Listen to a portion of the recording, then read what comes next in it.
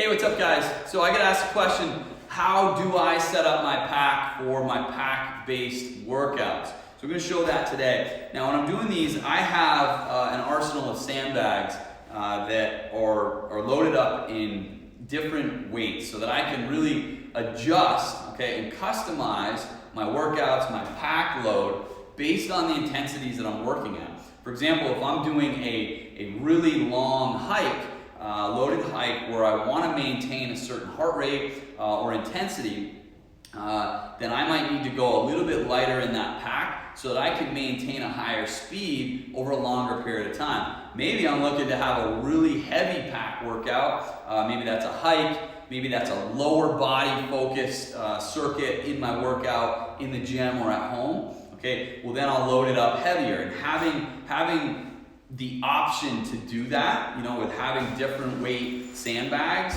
that just allows you to be able to, you know, really progress or scale the varying intensities that you're after in the training, you know, which is really important.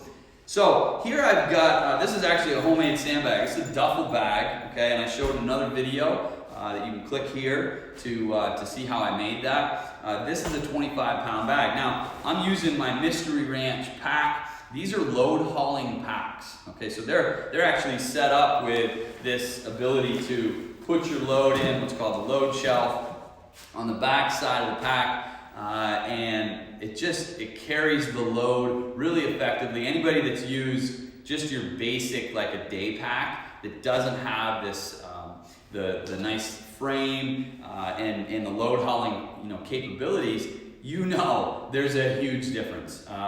When you're hauling lighter loads, you're not necessarily going to notice that. But when you're getting into heavier loads at, like, say 25% of your body weight, and you're doing that for, you know, a mile and a half, 2 miles, 3 miles, you're going to want to have a pack that's set up to handle that load. One, because you're going to butcher whatever pack you're using, but two, because it's pretty hard on your body, okay, and how that load is situated on your back.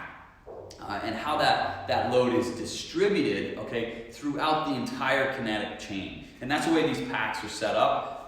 So it's allowing you to move at higher capacities from a training standpoint, but it's keeping you safe. It's not putting you in positions that could compromise your spine, your hips, knees, etc. So if you've got one, great.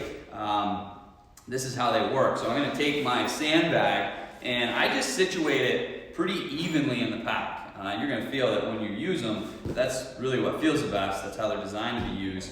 You don't want all your load, like your sand per se, loaded all the way down at the bottom. Now if I'm lugging a meat quarter, well, that's not full of sand. So that weight is already distributed differently, okay, in your pack. Whereas sand is gravity's always going to work on it and pull it down towards the bottom. So you almost want to favor the upper side of the load, and maybe you move that load up just a little bit. One, so that, you know, it's going to set more evenly on your back. But two, when you get into the upper body type movements or that pack isn't loaded on your back, which we do a ton of training where we're actually just holding on to the pack, whether that be a press, a lunge, you know, bent over rows or what have you, and you just want to have your load distributed evenly. So from there, even weight distribution. I don't get too scientific there. Set it on the pack. I pull the cargo hold over, and then you just buckle it down. Okay, and you want it to sit tight because you don't want your pack, the weight in the pack kind of bouncing around all over the place. Anybody that's trained with their packs, you know, doing workouts where you're pressing that bag up over your head, or, you know, whatever, doing a clean and press, and all of these different things, they're going to ultimately that weight bouncing around just gets really kind of, it's a pain in the ass, all right? Because you're gonna have things whipping you in the face. You don't want to have to stop and readjust your pack all the time, that load on the pack. So just making sure that It's distributed evenly, and then you get it cinched down really tight. Now I take off the top. Get this cinched down here. I take off my top flap, okay? Because I don't need that. There's no weight in there. Training in the gym, I kind of got the pack down to bare bones, all right?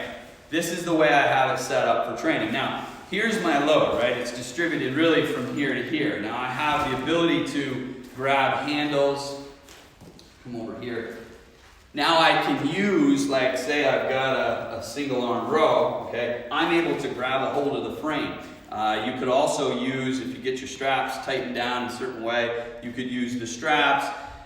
But again, I've got that load kind of situated evenly throughout the pack. All right, it's not all at the bottom, it's not all at the top, and that gives me a pretty consistent load to use in my training.